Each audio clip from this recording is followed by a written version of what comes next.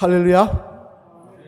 오늘은 교회 봉사부터 먼저 하라라는 제목으로 하나님 말씀을 대언하도록 하겠습니다. 제가 목이 조금 쉬었기 때문에 이해하시고 말씀을 들으시길 바랍니다. 과거 영국에서는 각종 병에 시달리는 아프리카 사람들을 위하여 의료 선교 기금을 마련한 적이 있었다고 합니다. 그래서 많은 영국 교회들도 함께 동참한다는 의미로 우리들도 우리들이 받은 하나님의 사랑을 이 아프리카 사람들에게 나눠준다는 의미로 이 의료 선교 기금에 마련하는 일에 동참을 하였다고 합니다만, 그래서 이를 위해 헌금 시간에 은쟁반을 돌렸다는 것입니다. 왜 하필 은쟁반을 돌리느냐? 영국은 우리는 헌금할 때 뭐 해야 합니까? 주머니 하지 않습니까? 그죠? 헌금 주머니가 있지, 바구니가 있지 않습니까? 영국은 헌금할 때 은으로 된 쟁반, 세숫대와 같은 쟁반에다가 헌금을 드린다는 것입니다. 그래서 둥글럭접한 은쟁반을 이렇게 돌리면은, 헌금위원이 돌리면은 그 쟁반 위에 자기가 나름대로 준비한 헌금을 정성껏 올려놓는다는 것입니다. 그래서 예배 시간에 은쟁반을, 헌금을 거두는 은쟁반을 다시 돌려서 의료 선교 기금을 모집을 했는데요. 그런데 이 은접시가 한 소년 앞에 갔을 때 이 소년은 헌금위원에게서 그 은접시를 받아다가 이 의자 위에 올려놓고는 자기가 고에 달랑 올라가 앉아버리는 것이었습니다. 그러자 그를 바라보던 주변 교인들은 어이가 없어서 말을 하지 못하고, 아니 헌금 드리는 헌금 바구니에 자기가 들어간 거 아니겠습니까? 그죠? 은접시에 볼랑 앉아버렸으니 말을 하지 못하고 헌금위원이 기가 막혀서 얘야 그 위에 올라가면 어떻게 하느냐, 그렇게 헌금대에 장난치는 것 아니다 라고 꾸중을 하였다고 합니다만, 하지만 그 어린 소년은 여전히 그렇게 앉아 있으면서 꾸중에 대해 진지하게 이렇게 대답을 하였다는 것입니다. 장난치는 것이 아닙니다. 저는 돈이 없기 때문에 제 몸을 바치려는 것입니다. 여러분, 이 소년이 누군지 아십니까? 바로 여러분이 잘 아시는 아프리카의 승자 리빙스톤입니다. 우리 사진 한번 볼까요? 바로 이분이 어린 시절 그렇게 했다는 것입니다. 그리고는 그 하나님께 약속한 그 헌신의 약속을 지키기 위해서 한평생 아프리카에서 그 의료 봉사를 하다가 인생을 마무리한 산재물의 증인인 것입니다. 참 멋있지 않습니까? 우리가 비록 이렇게까지는 못한다 할지라도 그래도 우리도 똑같이, 리빙스턴과 똑같이 하나님의 정말 놀라운 은혜와 사랑으로 무자격한 우리들을 하나님의 백성으로 삼아주셨다고 한다면 나름대로 산재물로 자신을 바치려고 하시는 모습이, 다시 말해 내 자신을 먼저 깨끗하게 구별된 모습으로 또 최상의 것을 구별하여 하나님께 드리며 하나님의 뜻대로 섬기려고 하는 모습이 우리들에게도 있어야 되지 않겠냐는 말씀입니다.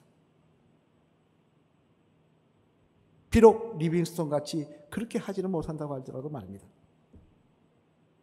그런 면에서 오늘 본문 말씀해 보면 먼저 이처럼 산재물로서 하나님 앞에 우리 자신을 드리며 섬기며 헌신하려고 할 때, 그런 삶을 살 때 먼저 그 시작이 어디서 되어야 된다고 시작하고 있느냐? 바로 교회 안에서부터 시작되어야 한다고 말씀을 하고 있더라는 것입니다.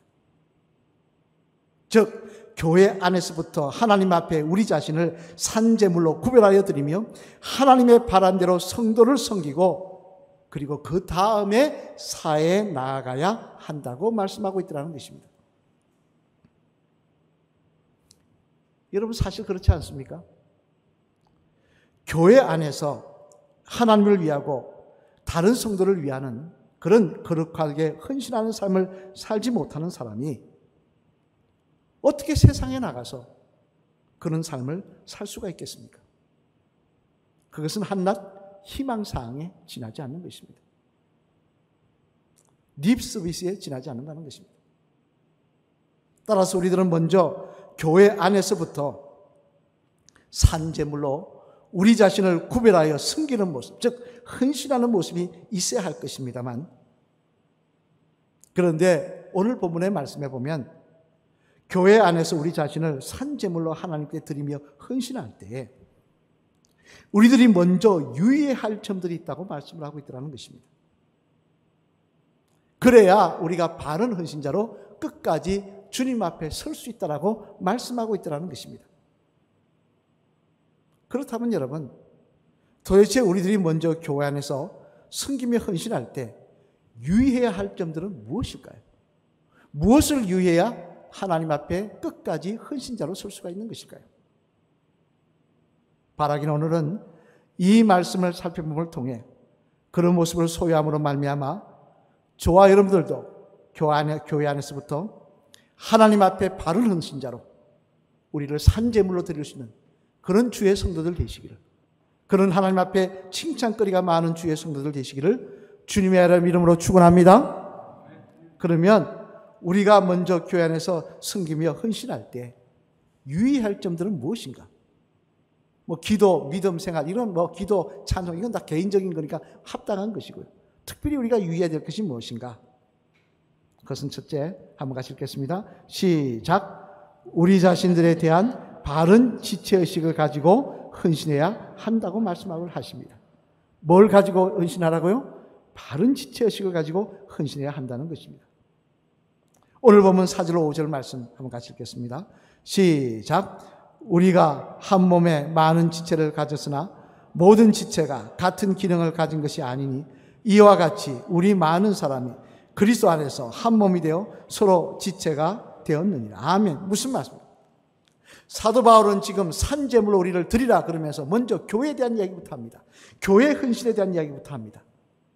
그런데 그 헌신을 하면서 우리가 항상 지목해야 될 게 뭐냐? 다 지체가 되었다는 사실을 분명히 알고 시작하라고 이야기하고 있더라는 것입니다. 그럼 여러분, 지체가 무엇입니까? 말 그대로 손가락, 발가락입니다. 귀, 코, 눈, 입입니다. 즉, 이 말씀은 다른 말로 해서 무슨 이야기입니까? 우리는 머리가 주님 되시는 이 교회 안에 손과 발가락, 손가락, 발가락, 귀, 눈, 코, 입 이런 것들이 되었다는 것입니다. 그런 것이 되었다는 사실을 분명히 알고 헌신을 하라고 말씀하고 있더라는 것입니다. 그러면 여러분, 왜 이런 것을 아는 게 중요하게 이렇게 강조를 하고 있는 것입니까? 왜 사도 바울은 우리가 헌신할 때 이것이 중요하다고 이야기하고 있습니까? 그 이유는 두 가지 때문인데요. 첫 번째는 뭐냐? 교회 안에서 헌신은 혼자 하는 것이 아니기 때문에 그렇습니다. 내 혼자 하면 무슨 상관이 있겠습니까? 다른 사람과 어울려 하지 않습니까? 어울려 할 때에 지체의식이 없으면 어떻게 되느냐? 다른 성도에 대해 불평하거나 비난하다가 하나님 앞에 죄짓는 그런 모습이 되고 말더라는 것이기 때문에 그렇다는 것입니다. 여러분, 저와 여러분 몸에는 다 손가락, 발가락이 있습니다만 혹 한번 물어보겠습니다. 여러분 손과 발가락이 똑같이 생긴 분 계십니까? 계시다면 손 많이 우리가 예배 많이 들어오지도 못했습니다만 한번 들어보십시오. 만약에 여러분 가운데 나는 손가락, 발가락이 똑같이 생겼다 그러면 그것은 자랑거리가 아니라 기형이라는 증거입니다. 문제가 있다는 증거입니다. 이는 성도도 마찬가지라는 거예요. 성도 가운데 똑같은 사람이 어디 있습니까? 그죠? 가만히 보면 행동도 다르고 성격도 다르고 말하는 것도 다릅니다. 어떤 사람은 말을 나긋나긋하게 합니다. 아주 기분 좋게 합니다. 들어보면 예의를 갖추고 이야기를 합니다. 근데 어떤 사람은 어떠냐? 일단 목소리부터 높이고 봅니다. 직선적으로 이야기합니다. 그러면서 그럽니다. 나는 뒤끝이 없다고 이야기합니다. 가지각색이더라는 거예요. 이는 심지어 특별히 12명, 예수님께서 특별히 12명을 뽑았던 제자들도 마찬가지입니다. 제자들은 그러면 예수님께 특별히 뽑힘을 받았으면 다 비슷한 사람이 뽑힘 받느냐? 아니더라는 거예요. 여러분 잘 아시는 12제자 중에 한 사람이었던 바돌메 같은 사람은 어떤 사람이냐? 침착하고 그리고 굉장히 합리적인 이성적인 사람이었습니다. 반면에 야고보와 요한은 어떤 사람이었습니까? 그 사람들이 야고보와 요한이 어떤 사람인지 알 수 있는 것을 보면요, 예수님께서 그들에게 별명을 지어주신 말씀이 있는데 우리 한번 볼까요? 뭐라고 지어주시는지. 마가복음 3장 17절 말씀 앞을 보시면 같이 읽겠습니다. 시작. 또 세베대의 아들 야고보와 야고보의 형제 요한이니 이 둘에게는 본흑의 곧 우리의 아들이라는 이름을 더하셨습니다. 아멘. 무슨 말씀입니까? 예수님께서 야고보와 요한 이 두 명에게 별명을 친히 지어주셨는데 그 별명이 뭐냐? 천둥의 아들이었다는 거예요. 다시 말하면 불 같았다는 거예요. 얼마나 불 같았으면 예수님께서 너희들은 천둥의 아들이다 그렇게 하셨을까요? 예수님의 12제자 중에서도 각자 다 다르더라는 것입니다. 그런데 그런 12제자들이 너는 왜 성격이 그래? 너는 왜 그래? 그렇게 서로 다퉜다면 하나님의 교회를 세울 수 있겠습니까? 하나님의 나라가 세워질 수 있겠습니까? 너는 왜 그렇게 혈기가 많아? 너는 왜 그렇게 성격이 급해? 너는 왜 그렇게 따지기를 좋아해? 될 수가 없을 것입니다. 마찬가지로 우리도 마찬가지입니다. 너는 왜 나하고 다르고 다르게 행동해? 다르게 생각해? 손가락질할 것이 아닙니다. 그래야 할 때 우리는 하나님 앞에 평가하거나 비난하다가 주의 일하다가 오히려 하나님의 징계를 받는 어리석은 인생이 아니라 주님이 기뻐하시는 바른 헌신자로 산제물로 드려지는 주의 성도들이 될 줄로 믿습니다. 두 번째로 또 하나 뭐냐? 왜 지체의식을 가져야 되느냐? 또 하나 다른 이유는 뭐냐면 그것은 지체의식을 가져야 감사할 수 있기 때문에 그렇습니다. 여러분, 제가 한번 다시 물어보겠습니다. 여러분의 몸 가운데 가장 쓸모없는 부분이 여러분 어디라고 생각하십니까? 100사람 물어보면 그냥 90사람이 어디라고 하면 맹장 이야기합니다. 왜? 맹장은 떼기도 하니까. 뼈도 잘 사니까. 심지어 수술하러 갔더니 복부를 열었더니 아무 이상 없으니까 맹장만 뗐다는 그런 일도 있더라고요. 신방하다 보니까. 근데 재미난 것은요. 맹장을 떼면 앞으로 만약에 우주여행이 대중화된다면 여러분은 우주 못 갑니다. 맹장이 없으면 우주 못 가요. 또 재미난 것은 어떤 분이 이야기하면 옛날에 그런 일이 있었다 그러더라고요. 군대 안 간다고 어디를 잘라서 군대를 안 갈까? 새끼 발가락 잘랐다 그러잖아요. 필요 없을 것 같아요. 새끼 발가락 자르면 어떻게 됩니까? 못 걸어요.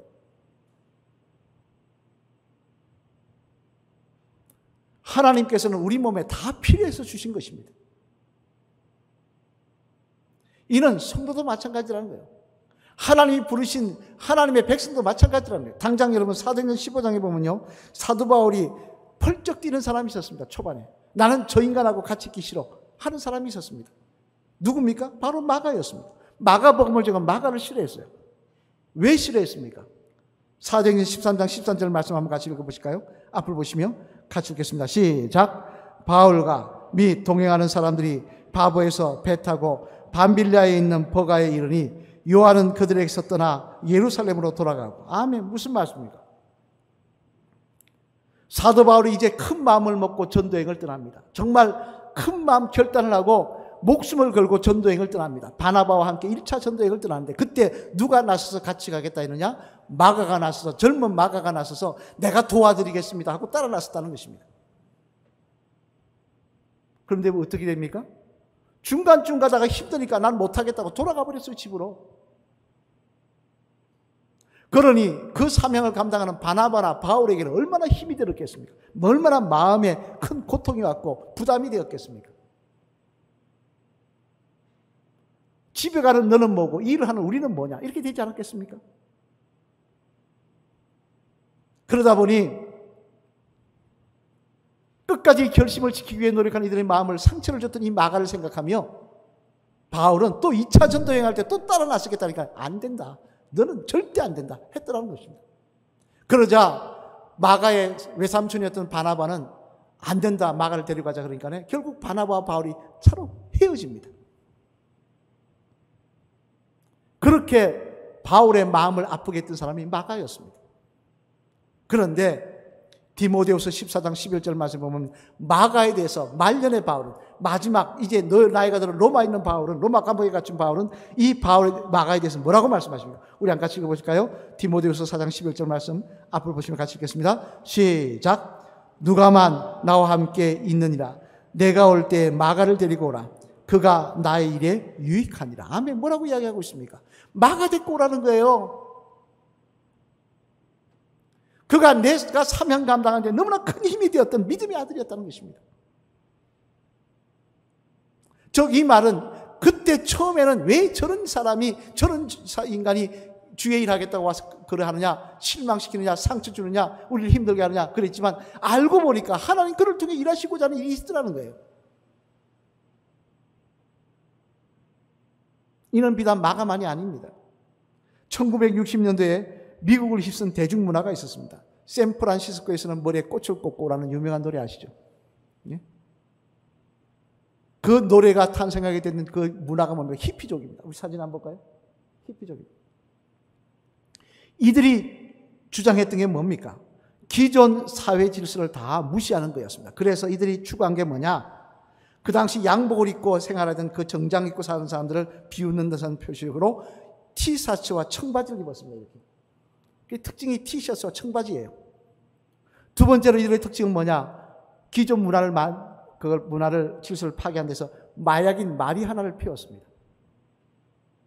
세 번째, 일반적인 가정생활을 무시한다 그래서 집단으로 성적으로 성을 여자나 남자나 니끈 내꺼 없이 다 공유한다 그랬습니다. 그게 이들이었어요. 그게 히피족이었습니다. 그러다 보니 히피족에 대해서 교회들은 뭐라 그랬느냐? 사탄의 자식이라고. 저런 히피족은 교회에 가까이 오지도 못하게 해야 된다고 그렇게 했습니다. 그렇지 않겠습니까? 마약 피우지요. 예? 어디 있는 건 그렇다 치더라도 서로 그냥 니꺼 내꺼 없이 결혼을 무시하고 아무 관계나 막 성관계를 가지고 성병이 창궐하지요. 그런데 그런 사람들을 받아들인 교회가 있는데 그 교회가 그냥 갈보리 교회였습니다. 측 스미스 목사님이 목회하는 갈보리 교회가 이들을 받아들였습니다. 그리고는 그들에게 복음을 심어주고 그들이 변화되었는데요. 놀라운 사실은 이들이 교회로 들어오면서 갈보리 교회에서 시작된 게 뭔지 아십니까? 그게 바로 가스펠입니다. 여러분이 부르는 복음 성가가 여기 시작한 거예요.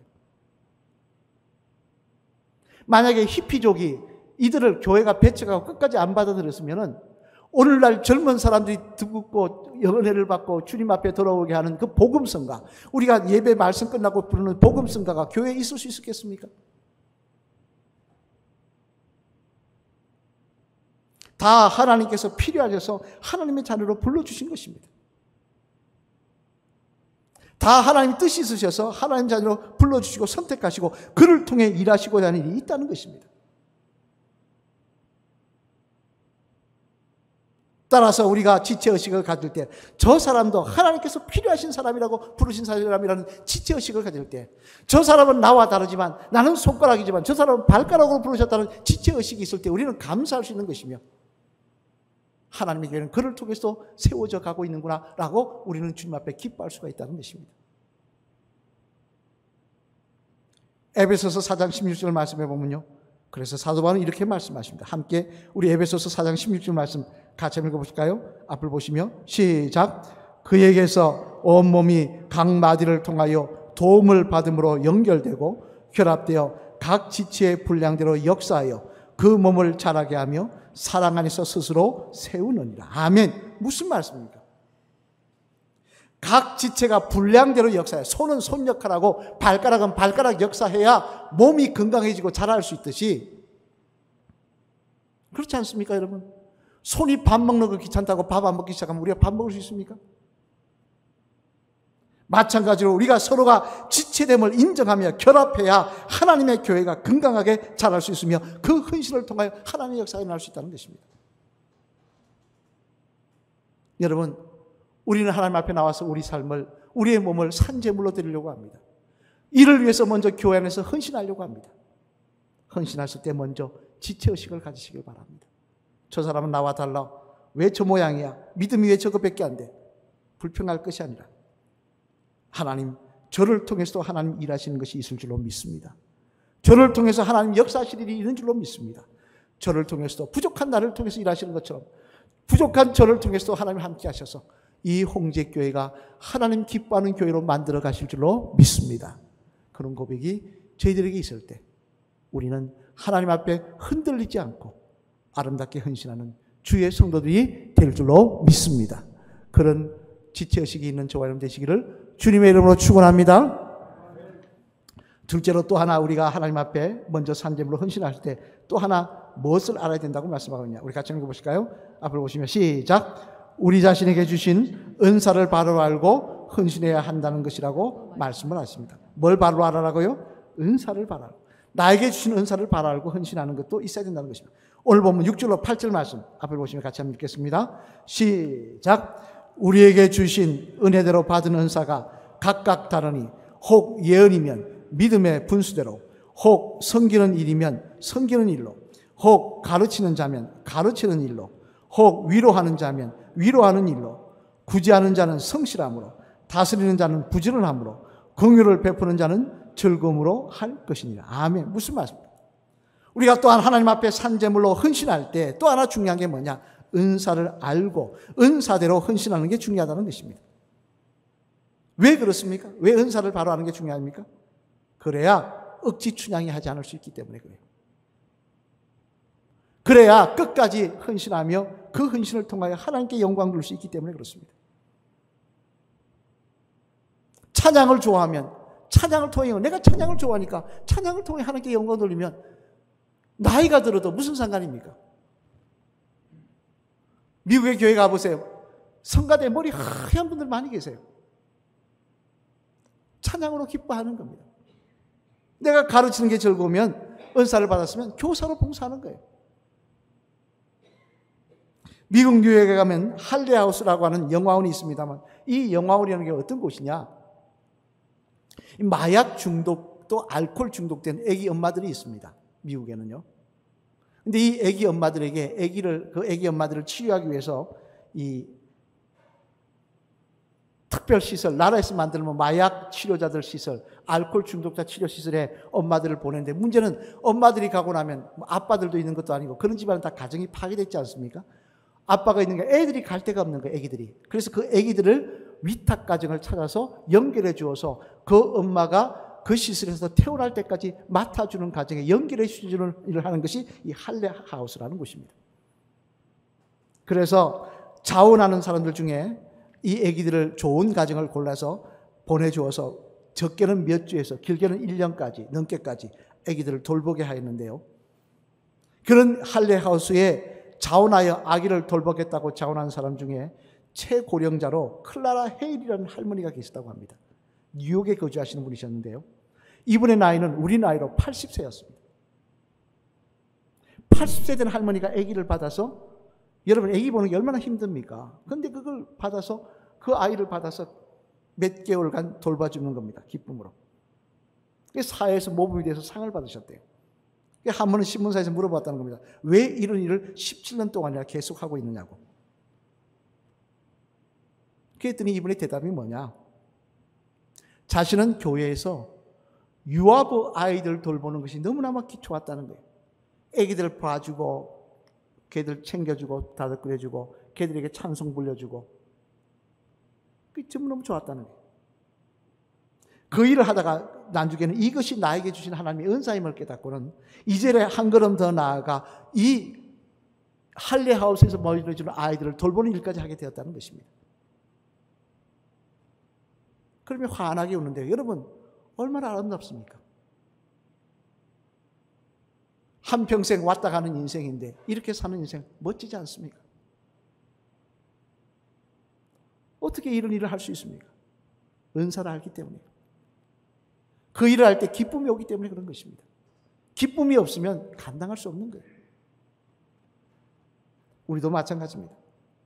하나님의 일을 할 때 내가 어떤 일이 기쁘냐, 내가 무엇을 할 때 기쁘냐, 그걸 알아야 되는 것입니다. 억지 춘향이로 와서 앉아는 것이 아니라, 그러다가 매일 불평하고 원망하고 할 것이 아니라, 하나님, 제가 잘하는 것이 이겁니다. 이 일을 통해서 하나님 영광 받으시길 원합니다.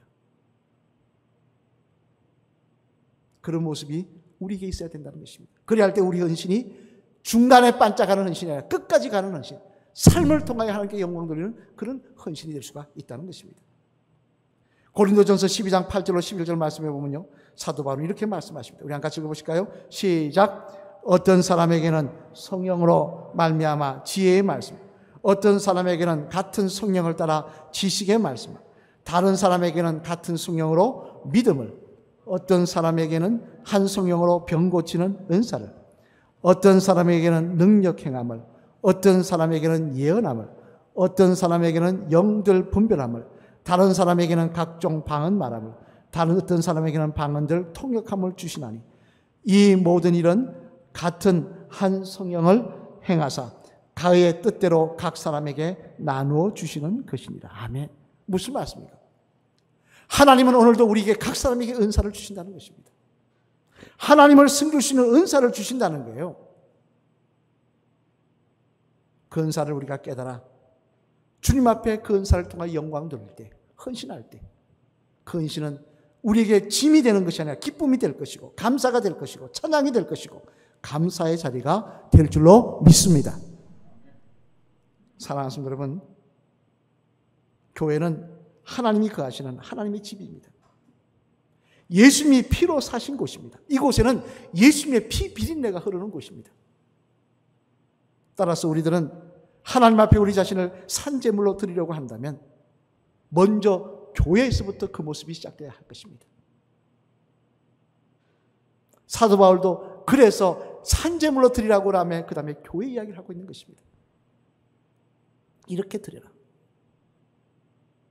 이를 위해서 우리는 그 헌신을 감당하기 위해서 먼저 우리는 지체의식이 있어야 될 것입니다. 그 헌신을 감당해서 우리에게 주신 은사를 바로 깨닫는 모습도 있어야 될 것입니다. 그리할 때 우리는 헌신이 불평과 원망으로 끝나는 자리가 아니라 끝까지 주님 앞에 기쁨으로 감당하며 함께 힘을 합하여 영광 돌리는 아름다운 하나님의 교회를 세워가며 하나님의 뜻이 이곳에 실현되기를 원하는 믿음의 성도들로 쓰임받는 귀한 역사가 이곳에서 일어나게 될 줄로 믿습니다. 우리 마지막 사람 따라 하실까요? 집사님, 하나님 앞에 구별된 헌신은 먼저 교회 안에서 시작하는 것입니다. 이를 위해 하나님이 기대하시는 지체의식과 주신 은사에 대한 바른 깨달음이 집사님에게 있으시길 바랍니다. 할렐루야! 여러분에게 바른 지체의식과 은사에 대한 깨달음이 분명하셔서 그 모습으로 주님 앞에 나와 산제물로 드려지는 삶이 되시기를 바랍니다. 오늘 보면 5절로 8절 말씀 다시 한번 같이 읽어보실까요? 시작! 이와 같이 우리 많은 사람이 그리스도 안에서 한 몸이 되어 서로 지체가 되었느니라. 우리에게 주신 은혜대로 받은 은사가 각각 다르니 혹 예언이면 믿음의 분수대로, 혹 섬기는 일이면 섬기는 일로, 혹 가르치는 자면 가르치는 일로, 혹 위로하는 자는 위로하는 일로, 구제하는 자는 성실함으로, 다스리는 자는 부지런함으로, 긍휼을 베푸는 자는 즐거움으로 할 것이니라. 아멘. 우리에게 지체가 되었고 은사까지 주셨으니 그 바로 깨달아 주님 앞에 산제물로 드려지는 주의 성도들 되라는 것입니다. 우리의 헌신은 교회에서부터 시작하는 것입니다. 교회에서 하지 않으며 바깥에 나가서 주님 뜻대로 살겠다. 어린 반푼으로치도 없는 이야기입니다. 교회 안에서 여러분 이런 말씀해서 죄송합니다만 제가 이 설교를 준비하면 속담 하나 찾다 보니까 좀 이게 속담이 그래서 인용하지 않았는데요. 집에서 새는 바가지 바깥에서 샌다. 여기서 하지 않으면 바깥에서도 안 한다는 이야기입니다.